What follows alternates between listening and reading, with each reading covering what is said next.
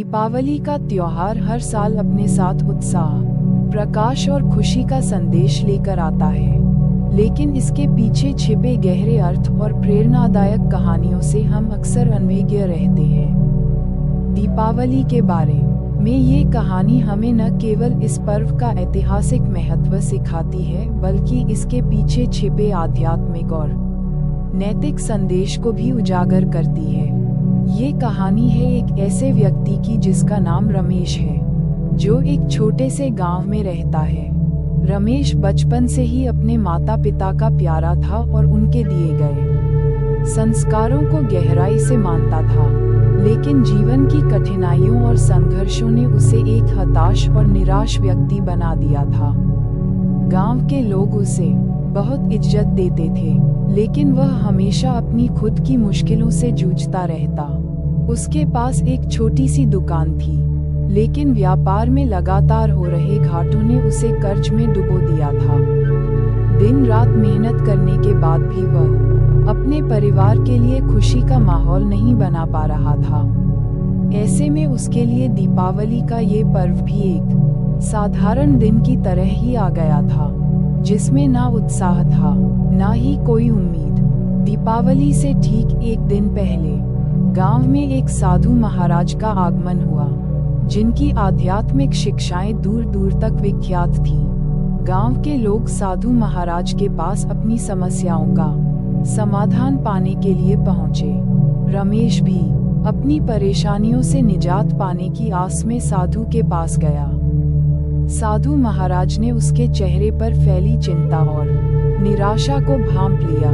रमेश ने साधु महाराज से पूछा, महाराज, मैंने जीवन में हर संभव कोशिश की, लेकिन आज तक मुझे सफलता नहीं मिली। इस दीपावली में भी मेरा घर अंधकार से घिरा हुआ है।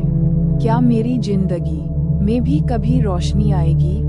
साधु महाराज ने मुस्कुराते हुए कहा, बेटा, दीपावली का त्योहार अंधकार से प्रकाश की ओर जाने का प्रतीक है। जिस प्रकार हम घरों में दीप जलाकर बाहरी अंधकार को दूर करते हैं, उसी तरह हमें अपने भीतर के अंधकार को भी ज्ञान, सेवा और आत्मविश्वास के दीप जलाकर दूर करना चाहिए। साधु महाराज की बातों ने रमेश के मन पर गहरी छाप छोड़ी।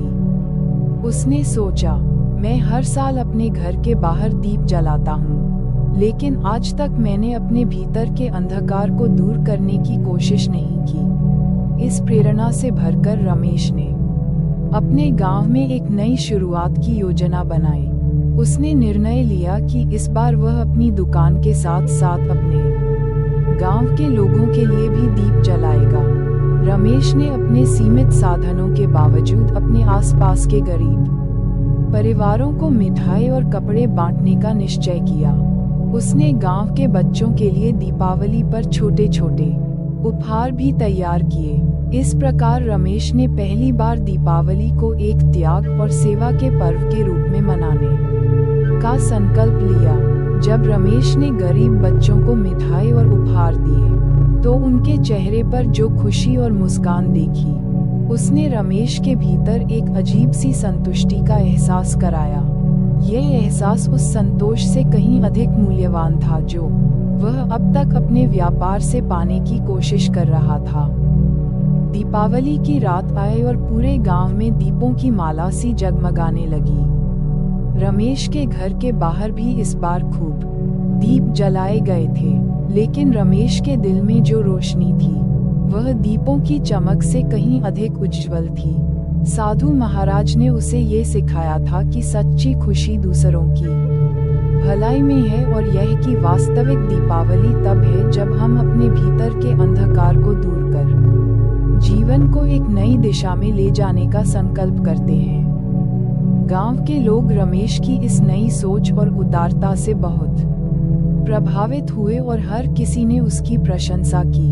रमेश के इस कदम ने गांव के अन्य लोगों को भी प्रेरित किया कि वे भी दीपावली के अवसर पर अपने अपने तरीके से जरूरतमंदों की मदद करें। धीरे धीरे रमेश का व्यापार भी बढ़ने लगा और उसकी जिंदगी में आर्थिक स्थिरता भी लौट आई।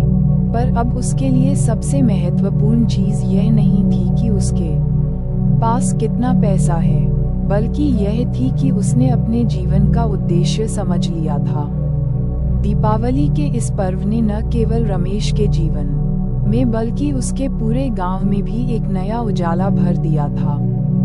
इस प्रेरणादायक कहानी से हमें ये सीखने को मिलता है कि दीपावली केवल एक त्योहार नहीं, बल्कि एक संदेश है, बुराई पर अच्छाई की जीत का, अंधकार पर प्रकाश का, और खुद को बेहतर बनाने का। जब हम दूसरों के लिए दीप जलाते हैं, तो हमारे अंदर का अंधकार भी दूर होता है।